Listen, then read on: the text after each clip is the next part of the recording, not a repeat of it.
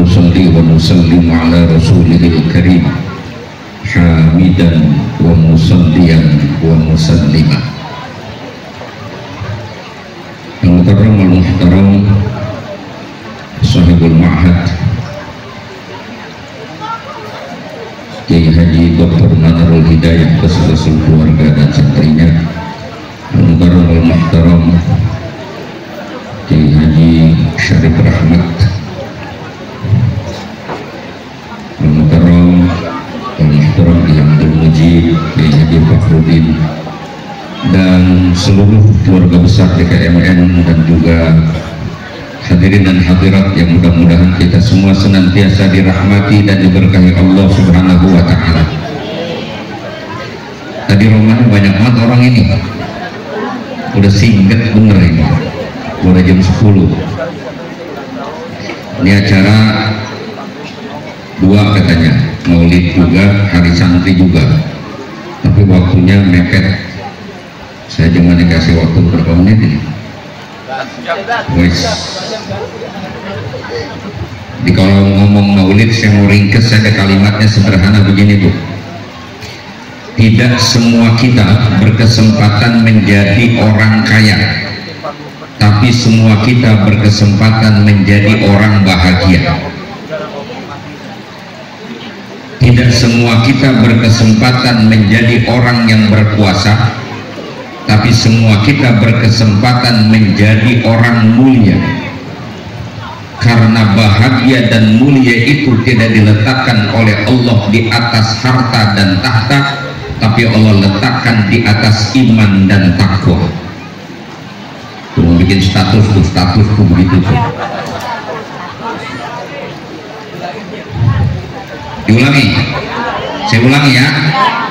Tidak semua kita berkesempatan menjadi orang kaya, tapi semua kita berkesempatan menjadi orang bahagia.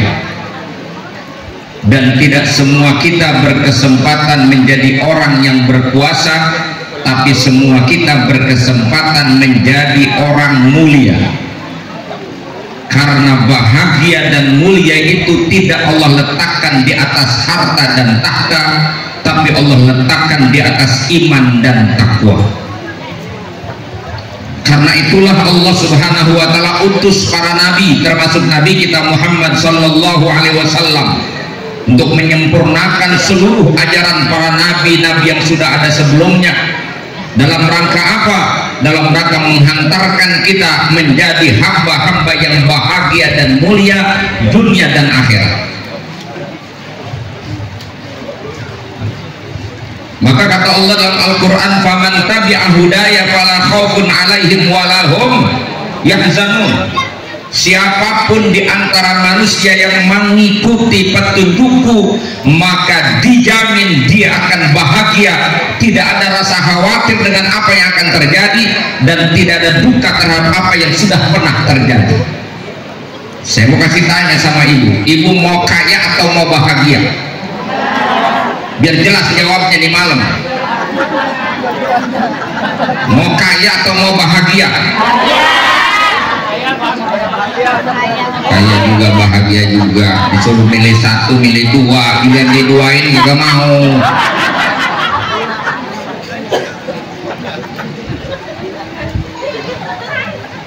Kalau masih ada yang bilang mau dua-duanya, mau kaya juga mau bahagia juga, saya balik bertanya, kalau ibu mau kaya, sebenarnya dengan kaya ibu mau apa? Mau bahagia kan? Ya terus kalau kemudian kita bisa bahagia tanpa harus kaya, why not? Ilustrasinya begini, ibu kalau tidur yang penting kasurnya empuk apa pulesnya?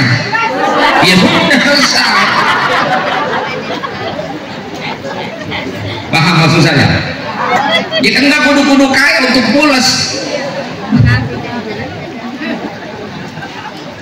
Bahkan kadang-kadang yang kasurnya empuk belum tidur, belum tentu tidurnya pules. Sekalian pules mimpinya udah mau gede. Orang kaya karena pikiran yang ada kurang, nggak kusut, dia punya otak, yang penting perutnya kenyang, dia tidur pules, ngoroknya kencang, saking pulesnya adzan subuh mereka denger.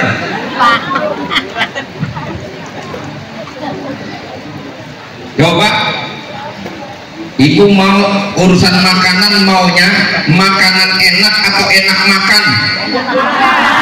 Beres lagi. Mau kemana-mana ujungnya yang dituju mah tetap enak makan. Buat apa makanan enak kalau kita jadi kagak enak makan? Orang kaya dengan uangnya banyak bisa beli yang namanya makanan enak, tapi orang kaya belum tentu bisa beli yang namanya enak makan. Enak makan bukan milik orang kaya, enak makan milik orang sehat. Badan kalau lagi sehat dihiasi aja kita keletak gurih. Betul. Duit banyak badan sakit, makan apa yang enak? Roti kagak enak, nasi kagak enak, dikasih bubur masih susah nelen, sampai disuapin tajin aja masih nggak bisa nelen, lagi sakit. Orang kaya bisa beli makanan enak karena uangnya banyak, tapi orang kaya belum tentu bisa beli yang namanya enak makan. Enak makan milik siapa?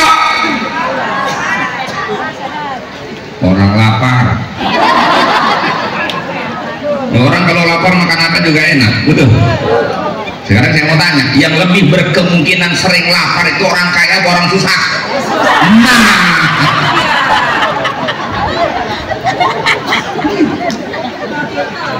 hidup ini sederhana, makanya jangan buatan kusut otakku. Dunia di bawah santai aja. Yang mesti kita sungguh-sungguh bukan urusan dunia, akhirat yang mesti kita sungguh. Itu diajarkan Nabi. Bukan berarti dunia kita tinggalkan begitu, bukan, tapi sekedar walatan sana sibaka. Dunia mas sekedar jangan kau lupa saja bagianmu, dan tak hidup nyusahin orang. Tapi kesungguhan kita yang harus kita lakukan adalah berjuang, berkorban, bersungguh-sungguh di jalan Allah Subhanahu wa Ta'ala. Itulah jalan yang telah diberikan oleh Allah lewat para nabi yang kita ikuti, dan kita dapat informasi itu dari para ulama. Dan kita hari ini pun masih terus ikuti jalan itu, insya Allah. Kita yakin dengan ayat Allah, walladzina jahadu fina ladahdiyannahum subulan. Orang-orang yang bersungguh-sungguh di jalan kami, berjuang di jalan kami, berkorban di jalan kami, pasti akan kami tunjukkan kepada mereka banyak jalan menuju jalan kami. Lihat orang-orang yang telah berjuang di jalan Allah, walaupun sudah meninggalkan kita, namanya masih tetap terukir dalam hidup kita. Orang yang telah berkorban di jalan Allah, perjuangan tidak pernah lekang karena panas. Mereka semua menjadi kenangan baik bagi kita semua, termasuk hari ini yang telah ditetapkan oleh pemerintah. Terima kasih kita kepada Presiden kita yang lama, Pak Jokowi, yang telah menetapkan Hari Santri buat kita tanggal 22 Oktober ini. Ini menjadi bagian dari kita semua untuk mengenang peristiwa ini. Bukan sekedar peristiwa resolusi jihadnya, itu hanya momentumnya, tapi dikenal ada perjuangannya, memperjuangkan kebenaran. Dan itu adalah takdirnya, jalan hidupnya kaum santri, berjuang di jalan Allah Subhanahu wa Ta'ala. Nih para santri hidup dengan segala aturan yang ketat, dengan segala disiplin yang diikuti. Dibandingkan teman-teman mereka di rumah, mereka bersenang-senang di rumah, main game sepuasnya. Tapi para santri harus menghafal dan bersusah payah di tempat ini. Insya Allah ke depan dia akan memetik hasilnya. Dan itu harus dimulai dengan pengorbanan. Siapapun ingin sukses, dia harus berkorban. Jangankan urusan akhirat, dunia saja orang pengen dapat, mesti berkorban mereka, apalagi akhirat. Kalau hari ini orang untuk dunia saja sudah sungsang sumbal, jungkir balik, kaki buat pala, buat kaki, siang banting tulang, malam banting bini.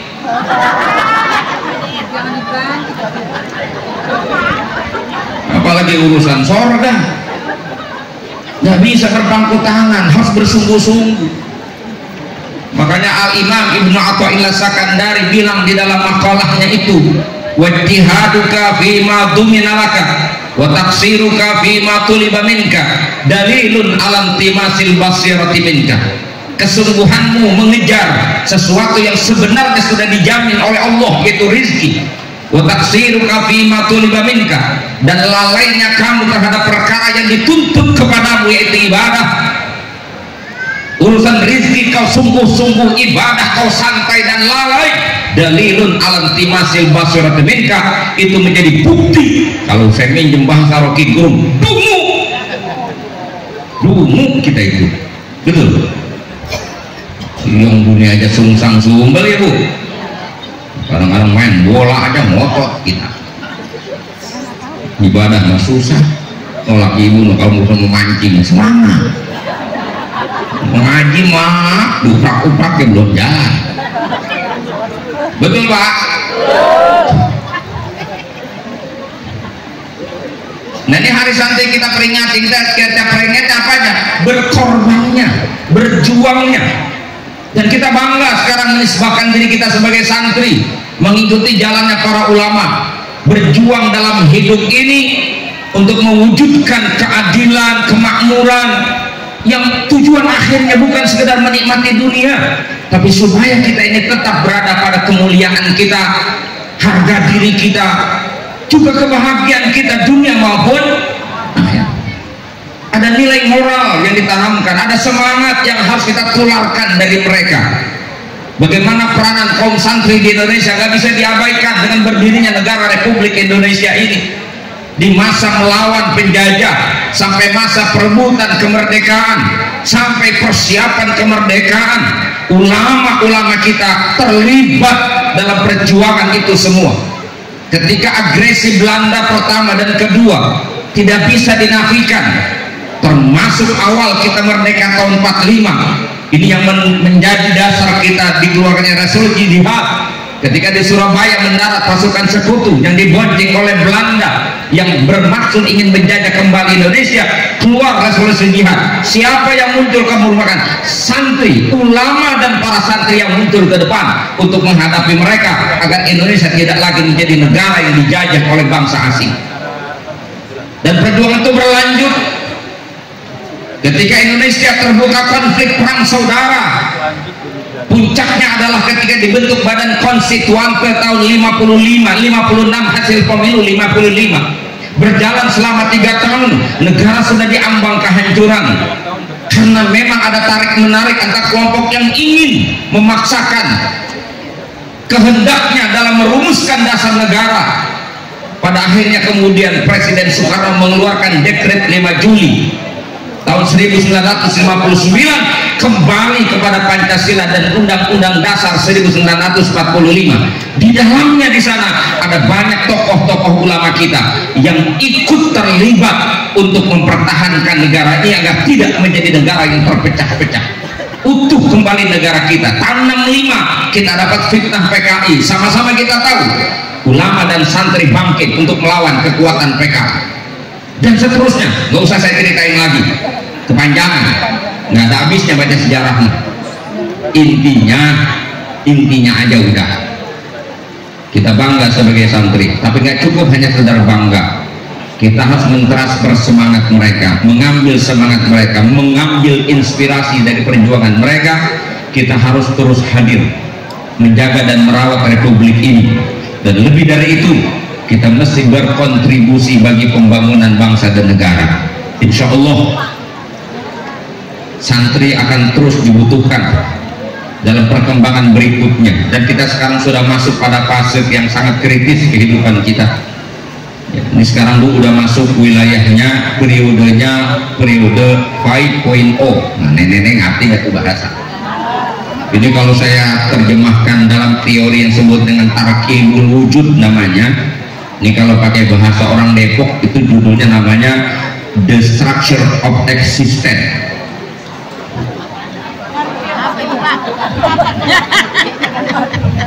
Udah nggak usah sono-sono lah.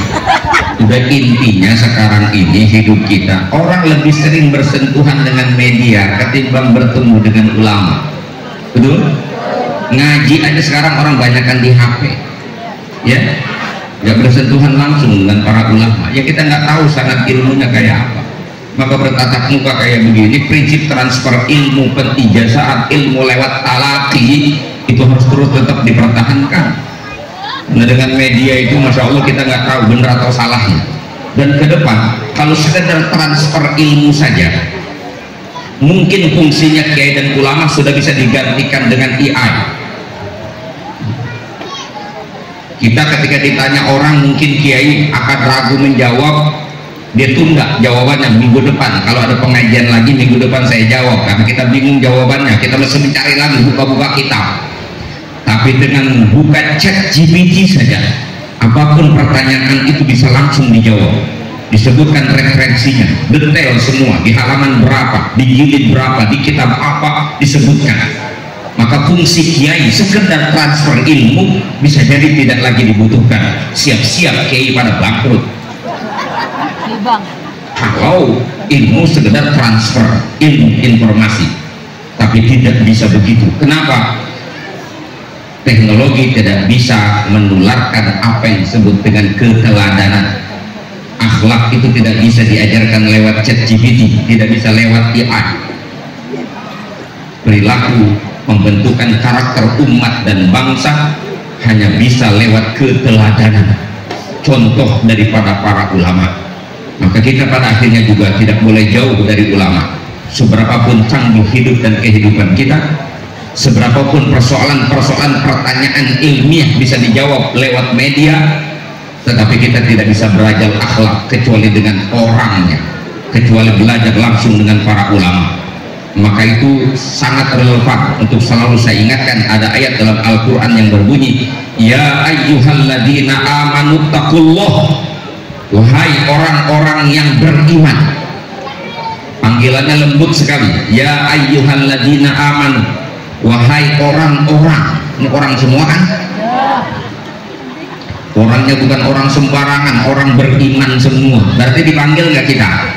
Dipanggil. Apa panggilannya? Seruannya ittaqullah, teruslah kamu bertakwa kepada Allah.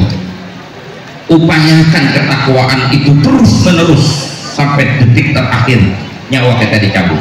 Jangan pernah bosan, jangan pernah berhenti. Dan takwa itu fluktuatif, naik turun. Ini kalau ngaji begini nih, laganya kita kayak orang bener semua. Otak sorga lagi nempel kuat, tapi pulang dari pengajian beda lagi judulnya. Allah paham itu, maka itu Allah bilang dalam Al-Quran, wa kunu ma'as shodiqin, hiduplah kamu senantiasa bersama orang-orang yang telah membuktikan benar iman mereka. Siapa mereka? Di ayat lain Allah firmankan, innamal mu'minuna alladzina amanu billahi wa rasulihi thumma lam yartabu. Sesungguhnya orang-orang beriman itu adalah orang-orang yang beriman kepada Allah dan Rasulnya, kemudian tidak ada unsur keraguan sama sekali. Wajahadu bi amwalihim wa anfusihim, dan mereka membuktikan iman itu dengan berjuang, berkorban di jalan Allah, dengan mengorbankan harta dan jiwa raga mereka. Ulaika humus shodiqun, mereka itulah orang-orang yang benar. Kata Allah, bergaulah dengan mereka, jangan jauh dari mereka, kumpul dan dekat dengan mereka. Kita ini orang awam, kalau kumpul sama orang bodoh, goblok bareng kita. Kita ini orang yang belum doyan sama ibadah, ibadahnya masih ayang-ayangan kadang-kadang. Kalau lagi suka lupa sama Tuhan, kalau lagi susah ngangkat tangan. Maka orang model kayak kita pun nggak boleh jauh dari orang-orang soleh yang hidupnya selalu dihiasi dengan ibadah, dekat dengan mereka. Ini zaman udah kayak begini, insya Allah keberadaan santri akan terus dibutuhkan. Keberadaan ulama sangat kita butuhkan untuk membimbing kita menuju jalan selamat, menuju surganya Allah Subhanahu wa ta'ala. Jelas? Paham?